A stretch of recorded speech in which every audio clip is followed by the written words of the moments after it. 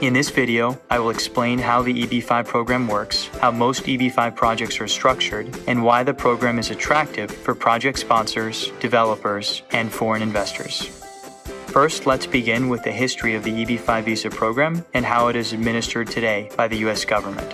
The EB-5 program was enacted by Congress in 1990 to stimulate the U.S. economy through job creation and capital investment by foreign investors. The Regional Center Pilot Program was enacted by Congress 2 years later, in 1992, as a temporary pilot program to allow investors to qualify for EB-5 visas by investing through regional centers designated by the USCIS, based on proposals for promoting economic growth. Since then, the program has expanded significantly and is now the most popular visa category for foreign investors seeking expedited permanent residency. The EB-5 program is a federal program administered by the United States Citizenship and Immigration Services, or USCIS, which is a division of the U.S. Department of Homeland Security. The EB-5 program provides a direct method of obtaining a permanent residence card, commonly referred to as a green card, for foreign nationals who invest money in the United States, stimulate the U.S. economy, and directly create new jobs.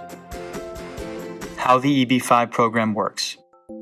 To obtain conditional permanent residence through the EB-5 program, a foreign investor must invest money into a new job-creating enterprise or EB-5 project in the United States that creates at least 10 new full-time jobs. The money must remain at risk during the investment period until the investor completes the immigration process and the investor's green card becomes permanent. For this to happen, the 10 newly created jobs must exist for at least 2 years, and detailed records must be kept to verify this job creation has occurred. The minimum investment amount varies depending on the location of the EB-5 project. If the project is located in a targeted employment area, or TEA, then the minimum investment amount is $500,000. If, however, the project is not located in a TEA, the minimum investment amount is $1 million.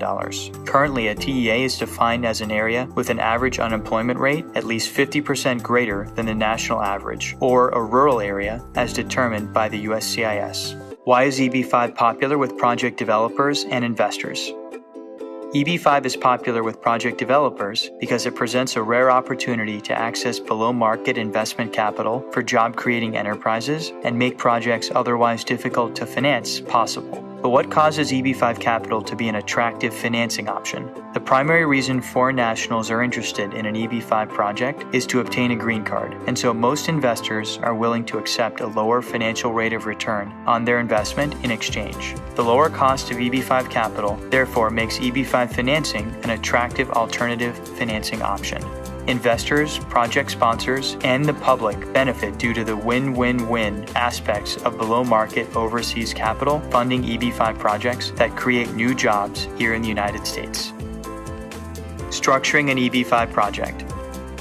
So now that you know a little about EB-5 and why it is a popular financing option, the next important question to answer is how are most EB-5 projects structured? EB-5 investment projects are structured in two ways, as direct investments and as regional center investments. Since the vast majority of EB-5 projects are structured as regional center investments, that is what we will focus on in this video. An EB-5 regional center project's success depends largely on three factors. First, sponsorship by a USCIS-approved regional center. Second, a complete set of EB-5 compliant project-specific offering documents. And third, eligible EB-5 investors. We'll discuss each of these elements next. Role of EB-5 regional centers.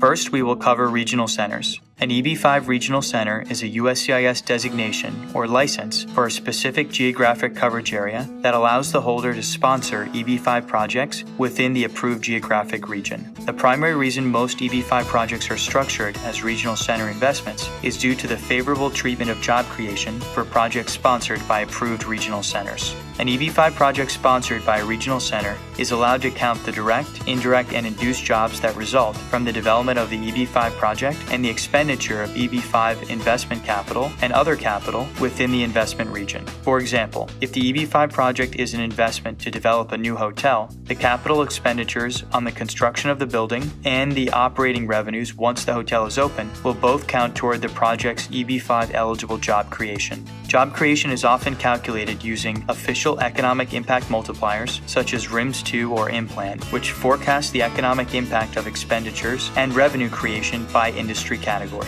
Multipliers allow for an economist to estimate the full impact of certain expenditures and revenues by including all direct, indirect, and induced jobs that occur due to the project. For example, imagine a hotel project in Miami, Florida, in which the total hard construction cost is $25 million. The construction will create many jobs, not just for the workers on site, but also for all of the workers in the suppliers, transportation, and various other capacities that make the construction on the project site possible. Assume the RIMS-2 multiplier for hard construction spend in Miami-Dade County is 16 jobs for every $1 million spent. This multiplier includes all direct and indirect jobs from the construction of the project. Given these figures, we can estimate the project will create 400 EB-5 eligible jobs, assuming the project stays on budget and spends the $25 million on hard construction costs. This same framework is applied for hotel revenues once hotel operations have stabilized. For verification of projected job creation, the regional center provides receipts and invoices which must show the USCIS that the projected expenditures actually took place,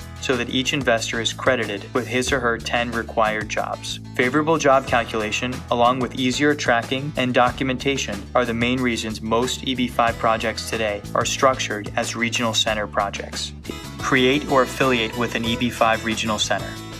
Two options exist when structuring an EB-5 regional center project. First, the project developer can apply for its own regional center designation, allowing it to sponsor projects. And second, a project developer can affiliate with an existing regional center.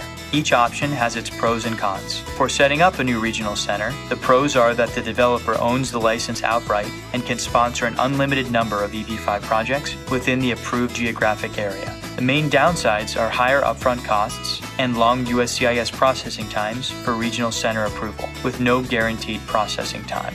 For project sponsors that want complete control of the EB-5 process and have a long-term pipeline of projects, starting a regional center is a good choice. For affiliating with an existing EB-5 regional center, the benefits are an expedited EB-5 fundraising timeline, lower upfront costs, and the benefit of working with an experienced and professional EB-5 regional center operator who can help guide you through the EB-5 process. The cons are that normally, the project developer must affiliate with a regional center separately for each EB-5 project it pursues. Also, the total fees are likely to be more expensive in the long run compared to setting up a new regional center. Complete EB-5 project documentation.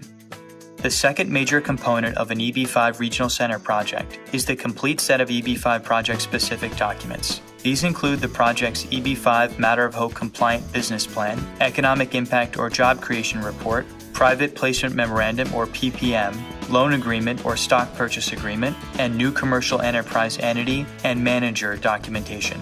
Let's consider once more our hypothetical hotel project in Miami, Florida. Let's say the project is to develop a new Marriott hotel in downtown Miami, Florida. The first document is the EB-5 Matter of Hope compliant business plan, which explains exactly how the proposed investment meets the criteria of the EB-5 program and demonstrates how EB-5 investments will remain at risk and create the required 10 jobs per investor. The second document is the economic impact report, which shows how the project's capital expenditures, in this case construction costs, and projected operating revenues will create a sufficient number of EB-5 jobs for the investors. We've already calculated that this project would create 400 jobs, and so it can support a maximum of 40 EB-5 investors. 400 jobs divided by 10 jobs per person equals 40 investors. Looking at this from a different perspective, the project can take on $20 million of EB-5 investment capital if the project is located in a TEA, or $40 million if the project is not in a TEA. The next document is the Private Placement Memorandum, or PPM, which is a disclosure document to potential investors summarizing the EB-5 transaction, the terms of the investment, the risks associated with the investment, and key information regarding the management and control of the EB-5 investment funds. Many projects use a partnership structure for the new commercial enterprise, or NCE, which means that if the project is raising $20 million worth of EB-5 capital, a new limited partnership will be formed. For example, EB-5 Hotel Fund Miami, which will have 40 limited partners, each an EB-5 investor, and one general partner or manager of the fund. Each EB5 investor subscribes as a limited partner to the fund and invests $500,000 plus any administrative fee, which is determined by the general partner. Then, once the EB5 fund accumulates a certain amount of EB5 capital, it makes a loan or equity investment into the Job Creating Enterprise, or JCE. The JCE is typically the entity that owns the land and is also the entity responsible for the construction and development of the project. At the end of the investment period, the Job Creating Enterprise repays the loan to the EB5 fund, which then returns the investment capital and any accumulated returns to investors. Or, if an equity investment, the investors can choose to sell or retain their individual stake in the JCE. EB5 investor requirements. The final component of an EB5 regional center investment is finding the desired number of EB5 investors. To be eligible for the EB5 program, an investor must be a foreign national that meets the immigration requirements determined by USCIS. For the purposes of the EB5 program, an EB5 investor is defined as up to an entire family unit, which means that an entire family, husband, wife, and children under age 21 at the time of application, will be considered a single EB5 investor, and so only one required investment is needed, no matter how many members of the family are applying for green cards. EB5 investments must be comprised of legally obtained funds, and investors must submit a documented source of funds accounting that shows the lawful source of the required capital. Many EB5 investors receive capital gifts from parents and relatives used for EB5 investment, which are allowed provided there is proper documentation of where these funds originated. It is important for an investor to consult an immigration attorney regarding these requirements and other requirements under the EB5 program.